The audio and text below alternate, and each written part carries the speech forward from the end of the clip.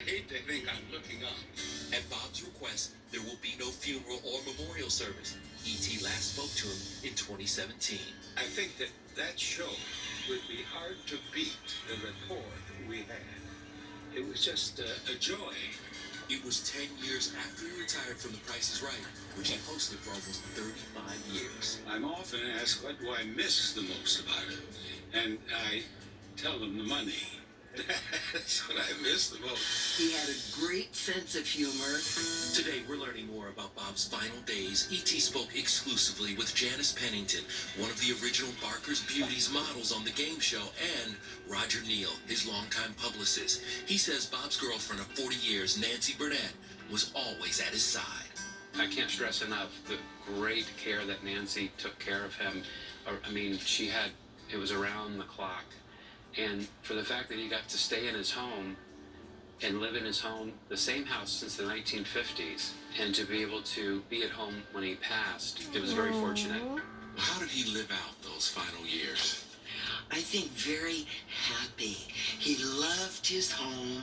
He loved his animals. And I really think he liked his quiet life. And the nurses all doted on him. You know, they were they just loved Mr. Barker. And I said to the nurses before I left, I said, you're taking care of the world's greatest MC, and he is a legend.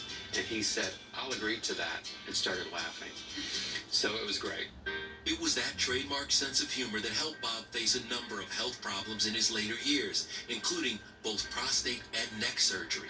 I had a carotid artery that had become blocked, and I had some surgery from which I've recovered very well, thank you. And I am back at work, and we're grinding out one hit after another. In 2015, he suffered a frightening fall on the sidewalk outside his home. So I twisted and landed right over here, but my head was up on the cement, and so I cut my head all up and cut my knee and scraped it. I saw him a few weeks ago briefly. He looked terrific as you could look to be 99 and almost 100. I'm constantly looking for a contestant with whom I can get biased. What were we doing in the dream? You were chasing me in the hayloft. Bob got his big showbiz break hosting Truth or Consequences back in 1956. Thank you very much, ladies and gentlemen. And I became the host of a national television show just overnight. 16 years later, in 1972, Bob landed the job that made him a TV icon and got him 19 Emmys, the most of any game show host. Who was this little dude? That little guy is Bob Barker. Janice treasures her countless memories with the legend. Oh my gosh. Oh, you're gonna make me cry. I don't know. There was just so many, you know. He was just, one of a kind, so. And if you could say one more thing to Bob. You're the best. Nobody will ever come close to you. What was it like working with Bob? It was like a party every day. The audience was very excited, you know. You look forward to going to work every day. What is his legacy? Oh my gosh. He was just so loved. He loved it. They loved it. They always jumped on him. He loved those moments with contestants because you never knew what they were going to say. Drew Carey, come on down. In 2007, Bob handed over the skinny mic to Drew Carey. I thought this was just a good time to quit.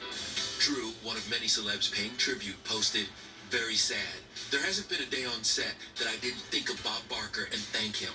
I will carry his memory in my heart forever." Bob told us the advice he gave his successor. Don't imitate me. Don't imitate any other host. Do it his way.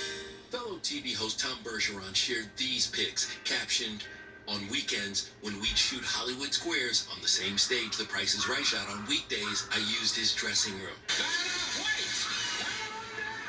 And yeah, that's Wheel of Fortune's Vanna White as a young contestant back in 1980. She wrote, "Thank you, Bob, for introducing me to the game show world.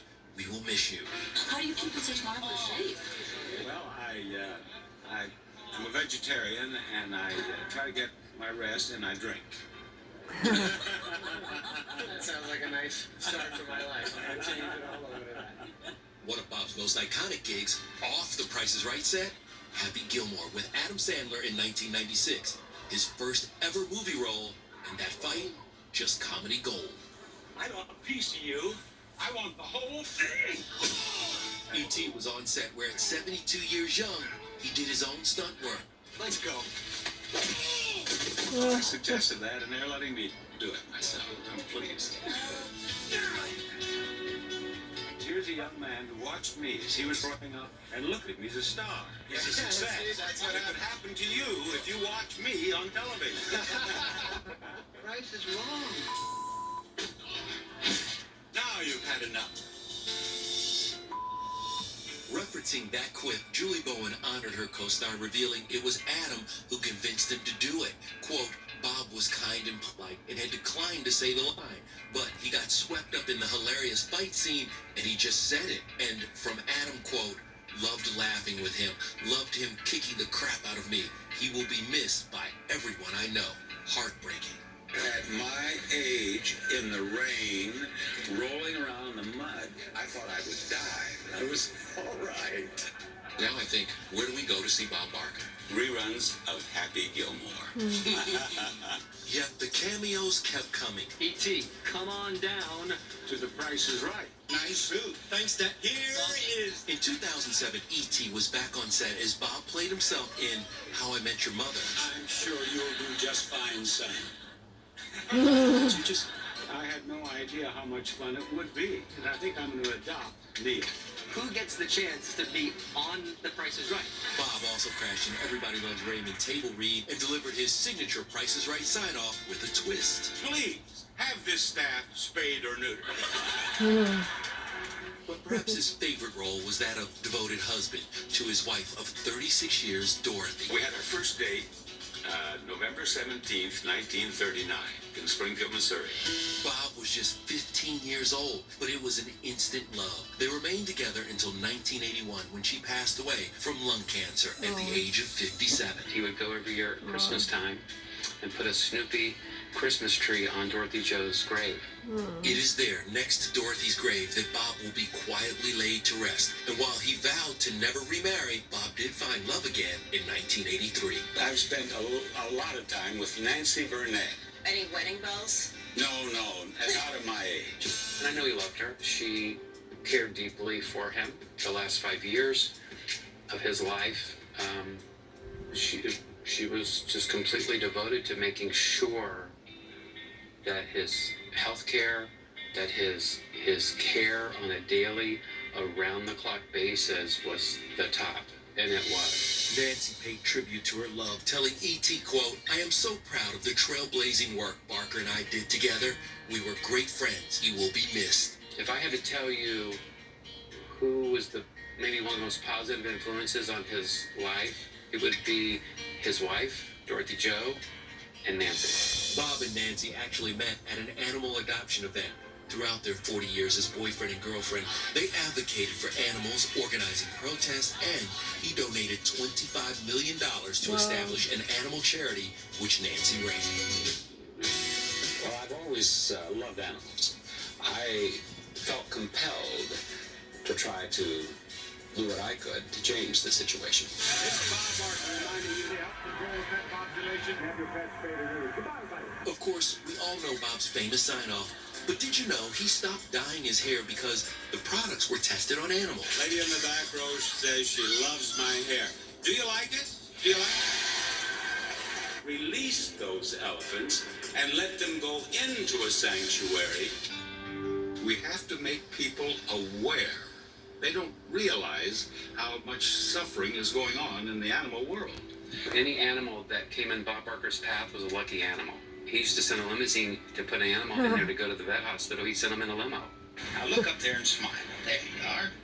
We need more voices like mine, and we need more voices, period. I think that the fact that I have the opportunity to be with you on Entertainment Tonight is important. Bob also took on movie studios, demanding the ethical treatment of animals on set. When you go to the movie theaters and you see on the screen no animals were harmed in the making of this film, that's because of Bob Barker's work and Nancy Burnett's work. I would like to have them remember me as a man who loved all living things and did all he could during his life to make ours a better world for animals, and at the same time did a lot of television shows. Still ahead, just